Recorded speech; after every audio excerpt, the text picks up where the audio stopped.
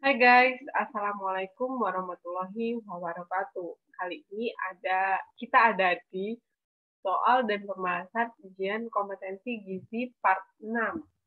Sudahkah kalian nonton dan menyimak part 1, 2, 3, 4, dan 5?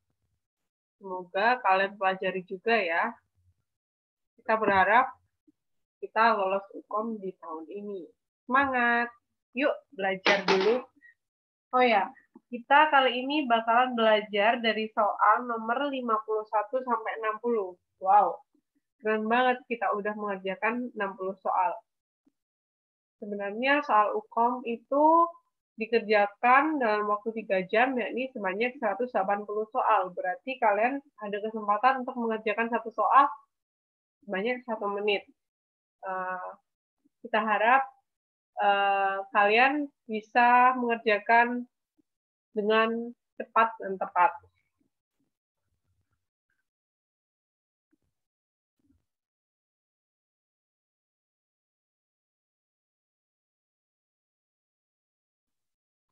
Oke, maaf. Lanjut, nomor 51. Seorang pasien datang kontrol ke rumah sakit dengan diagnosis kandidiasis oral yang parah dan HIV/AIDS sudah 1 tahun. Tidak ada perbaikan yang berarti selama pengobatan dalam kurun waktu tersebut. Dokter menyarankan untuk dirujuk ke ahli gizi, sebab berat badannya terus menurun dan tidak bisa menelan. Apa bentuk makanan yang sebaiknya ahli gizi berikan? A. Biasa, B. Lunak, C. Lembik, D. Saring, dan E. Cair. Ini soal yang sering keluar di UKOM, bentuk makanan. Jadi ini pasiennya berat badannya terus turun, ada kandidiasis oral dan juga tidak bisa menelan. Benar kan? Apa nih jawabannya? Jawabannya E, cair. Jadi kita bisa kasih cair bisa lewat NGT. Lanjut, nomor 52. Seorang anak perempuan berumur 5,5 tahun dirawat di rumah sakit dengan diagnosis medis DHF. 2 hari sebelum masuk rumah sakit, karena mual dan muntah, nafsu makan pasien menurun, hanya 1/4 porsi dari yang disajikan. Lalu pada intervensi gizi, domain manakah yang menjadi prioritas pada kasus tersebut? A. Behavior, B. Lingkungan, C. Fisik, D. Clinical, dan E. Intake. Menurut kalian apa nih jawabannya? Di situ dijelaskan dia kena DHF, lalu 2 hari sebelum masuk RS, dia mual, muntah, dan nafsu makan menurun. Lalu dia hanya memiliki nafsu makan, cuma bisa makan 1/4 porsi dari yang disajikan. Apa nih? Oke, yang menjadi prioritas adalah intake. Benar banget. Karena soal ini lebih menjelaskan ke dia, yaitu intake-nya. Sekarang nomor 53, lanjut. Oh ya, maaf ya kalau misalnya aku terlalu cepat, kan bisa memperlambat di lewat YouTube, atau meng-set YouTube-nya itu diperlambat, atau kalian bisa mempause, lalu lanjut gitu. Kalau misalnya ada yang kurang jelas, kalian bisa tanyakan di kolom komentar. Dan juga mungkin kalian ada saran buat aku gitu. Lanjut. Seorang ibu hamil berumur 25 tahun dengan umur kehamilan 5 minggu, tinggi badan 160 cm, dan berat badan 54 kg. Pasien mengeluh mual dan muntah setiap kali makan minum, sehingga harus dirawat di rumah sakit. Apa topik konseling gizi yang tepat untuk mengatasi keluhan pasien kasus di atas? A. Mengonsumsi makanan porsi kecil tapi sering. B. Memperbanyak aktivitas fisik. C. Menjaga berat badan tetap ideal. D. Mengonsumsi obat anti mual. Dan E. Mengonsumsi tablet tambah darah. Dia mengeluh mual muntah setiap kali makan minum. Dan dia sedang hamil. Apa topik konseling gizi yang tepat? Bukan apa nih? Oke, jawabannya adalah A. Mengonsumsi makanan porsi kecil tapi sering. Jadi kita sering diajarkan oleh dosen kita ya, waktu mata kuliah diet. Kalau orang sedang suka mual muntah, cara pembeliannya bagaimana? Berarti memberi makanan dengan porsi kecil tapi sering. Oke, nomor 54. Seorang pasien laki-laki berumur 50 tahun dengan diagnosa penyakit nefropati, diabetes, dan congestive heart failure. Tinggi badan 150 cm, berat badan 49 kg, dengan edema pada kaki dan muka. Hasil laboratorium, kolesterolnya 286, trigliseridanya 182, asam uratnya 9,9, gula darah puasanya 100, GDPP 150, natrium 137, kalium 5,9. Tekanan darahnya 180 per 120, HB-nya 7, serta memiliki riwayat DM tipe 2 selama 7 tahun. Apakah makanan yang harus dihindari oleh pasien sesuai kasus tersebut? A. Nasi, tempe, wortel, kelor, bayam, dan pepaya. B. Nasi merah, daging sapi tanpa lemak, dan juga putih telur. C. Nasi jagung, ikan, daun kelor, dan anggur. D. Nasi, ikan tuna, buncis, dan wortel. Lalu yang E, singkong, telur puyuh, susu full cream, dan hati ayam. Bener kan apa nih? Dia diagnosa penyakitnya nefropati, diabetes, dan juga CHF. Lalu yang ditanyakan itu makanan yang harus dihindari. Apa nih jawabannya menurut kalian? Aku tunggu ya.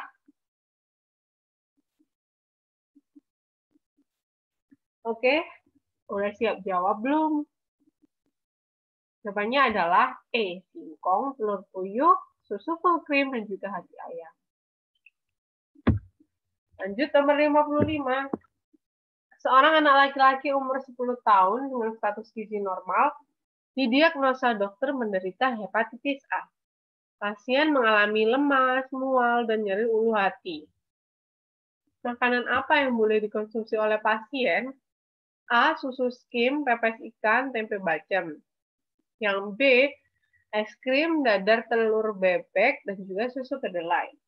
C. Telur ayam rebus, susu full cream, tahu goreng.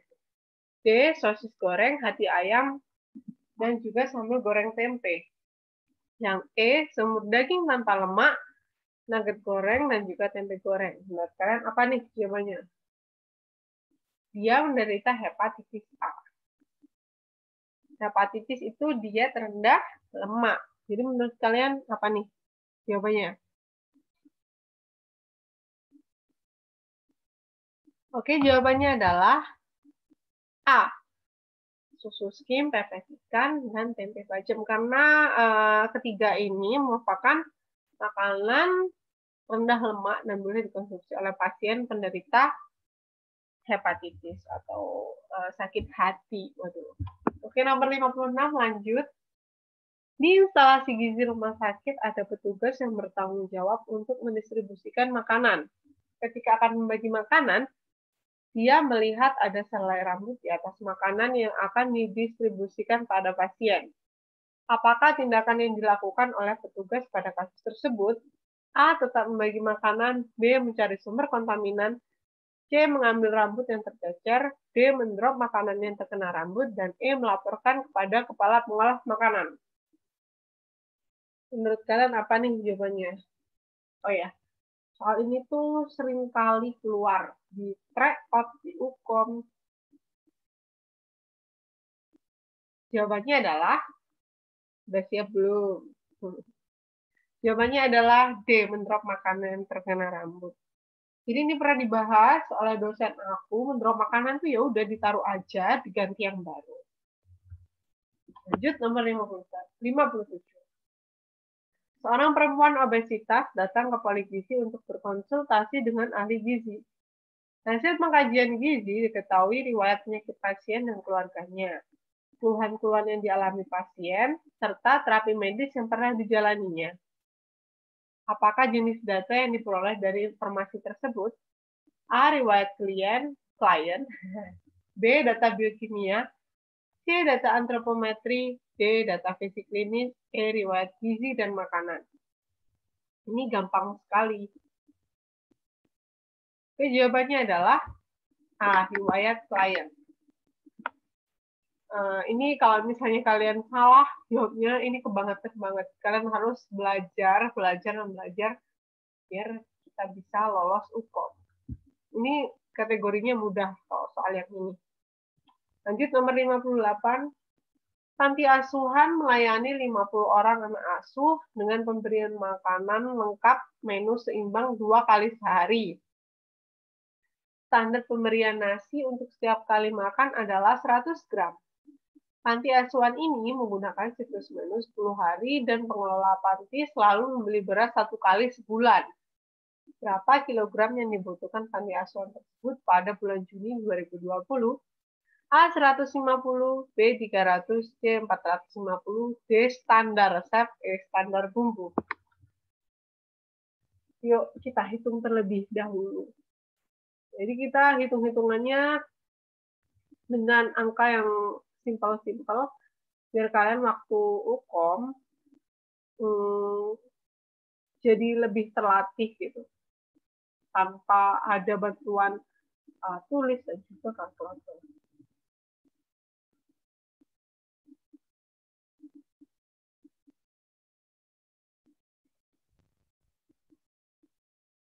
Apa nih jawabannya? Udah selesai menghitung belum?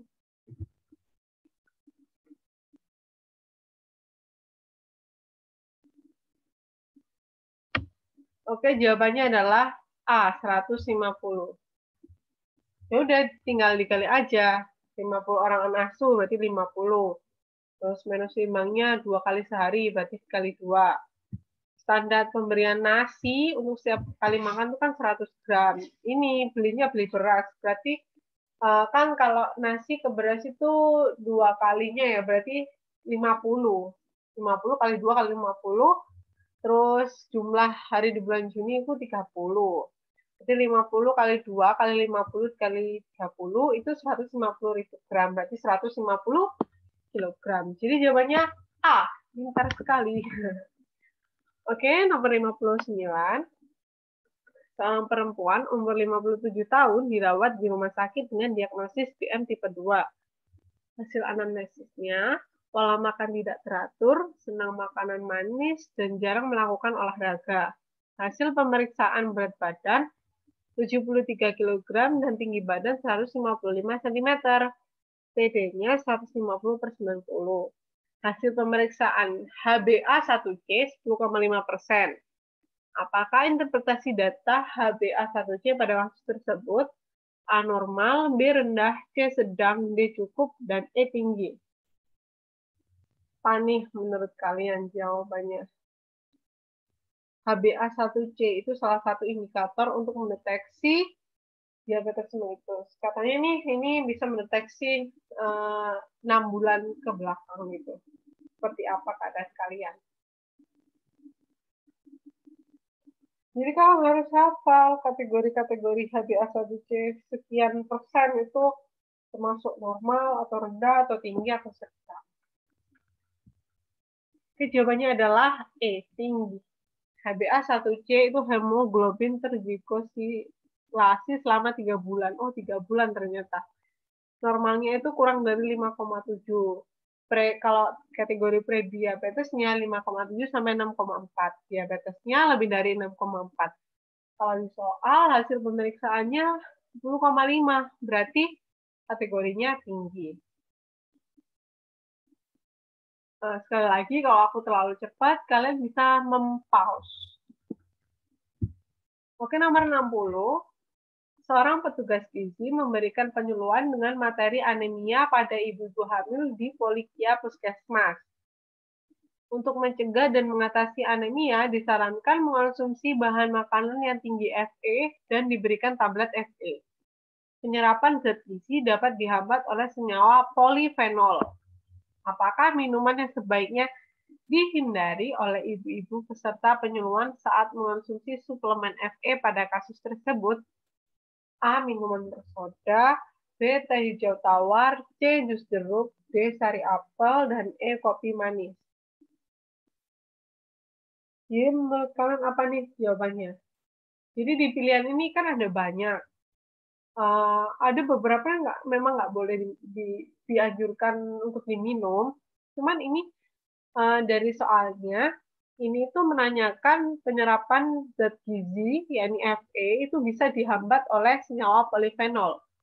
Di dalam minuman ini, polifenol yang mana yang tidak boleh dikonsumsi? Apa nih menurut kalian? Jawabannya adalah B, teh hijau tawar. Nah, apa nih senyawa yang menghambat Fe di dalam teh? Ya, benar. Tanin namanya. Oke, terima kasih buat kalian yang sudah menyimak. Semoga di video kali ini banyak membantu untuk kalian belajar UKOM. Semangat belajar, belajar terus. Dan semoga kita lolos UKOM bareng-bareng. Amin. Oke, terima kasih. Kalau misalnya ada saran atau ada hal yang perlu didiskusikan, silakan tulis di kolom komentar. Terima kasih. Wassalamualaikum warahmatullahi wabarakatuh.